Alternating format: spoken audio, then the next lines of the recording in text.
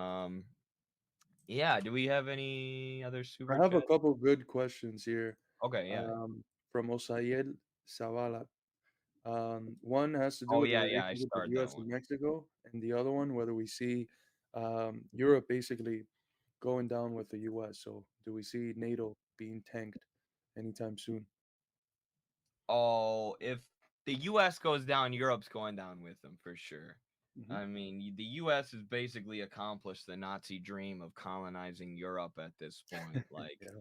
and it's even crazy because, like, Michael Hudson has talked about this because, like, the materialist view of history is usually that, a country will do what's in its own economic interest. But these countries like Germany are literally going what's against their own economic interest. They're cutting themselves off from cheaper energy and cheaper trade with Russia in order to go with U.S. foreign policy interests and go against U.S. enemies. And the reason for that is because capitalism has developed to this degree where Europe is dominated by Western finance capital. They're dominated by these big bankers and oligarchs who want to maintain this system, whereas Carlos said they're just accumulating money capital rather than real capital. And ever since the end of the gold standard, the U.S. banknote is basically just this thing that's backed by the state and backed by public trust.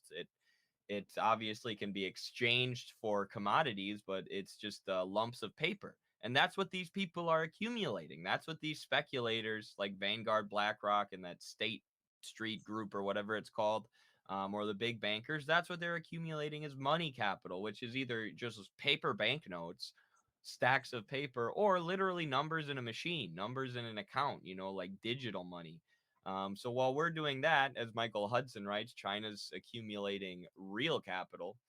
And it's making them very strong and it's making us very weak because, we're the richest country. We have these shareholders and stuff with all this money. But what does it mean if you don't have a real industrial base?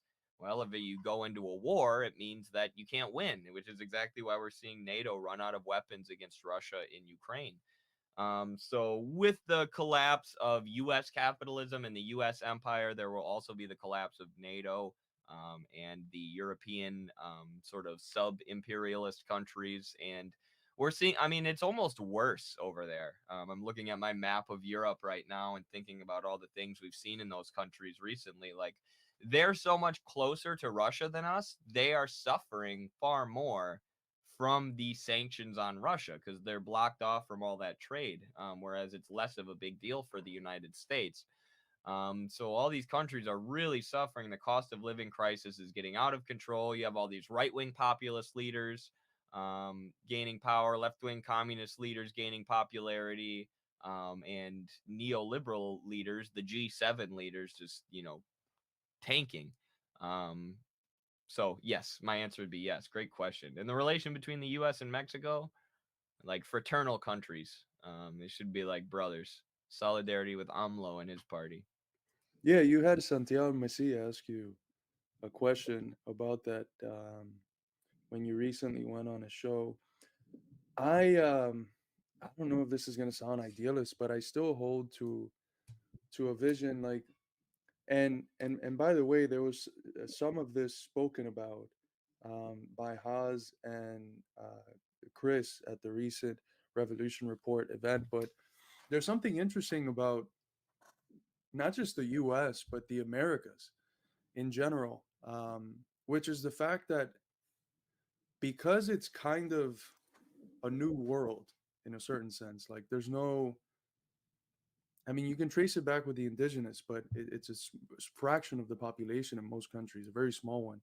Um, uh, because it's a new world, it's constantly faced with the question of its identity, and it's a question that it could go whatever which way with it. It's a question that's still undetermined. Um, in many ways, like we are creating the foundations for the future of the civilization that ends up taking root here in this area. And I don't think that the components which are different in North America, whether it's the U.S. and Canada, and Central and South America, are different enough to overturn the components which are common.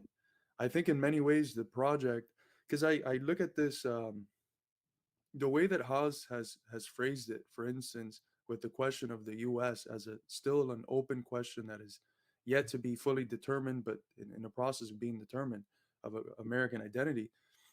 When I listen to that, what comes to mind is like people like Enrique Dussel saying the same thing about Latin America. And if in many ways the question of identity itself is one that even in the way in which it's posed is similar by thinkers in the South and in Latin America and in the North, there's a lot of commonality there. So, I mean, there's a part of me that would like to say that it's possible at some, socialist future for there to be a Pan American unity that is inclusive of both the North and the South. And if we can come to think about, for instance, Brazil as part of South American um, civilization, even though there's differences of like language from Portuguese to Spanish, um, or other parts of Latin America that actually speak, or of South America that actually speak English. If we can think of those as part of the same continental civilization, why wouldn't we be able to do it with America, North America, and the South? So, in terms of U.S. Mexico relationship, I in an ideal future, I would like to think of them as part of the same collective civilization, even if there's national differences that are sustained. Absolutely, couldn't agree more. That was well said. And Che Guevara had, he was almost like a Pan Americanist, or at least a Pan Latin Americanist, which is interesting because Pan Arabism was a real and powerful ideology, especially in the early 60s. And Pan Africanism is a real ideology too. And Yep. it makes perfect sense. It's harder for imperialism to defeat you if you unite. And I mean, as much as it's weird to me, like that's what the Trotskyite bent in Venezuela's revolution is they like this theory of permanent revolution. Like we're a base of support for the working class in Latin America. And we want, we see the process of revolution is ongoing and it will eventually envelop the whole continent, not just Venezuela, which is, part of Bolivar's dream as well.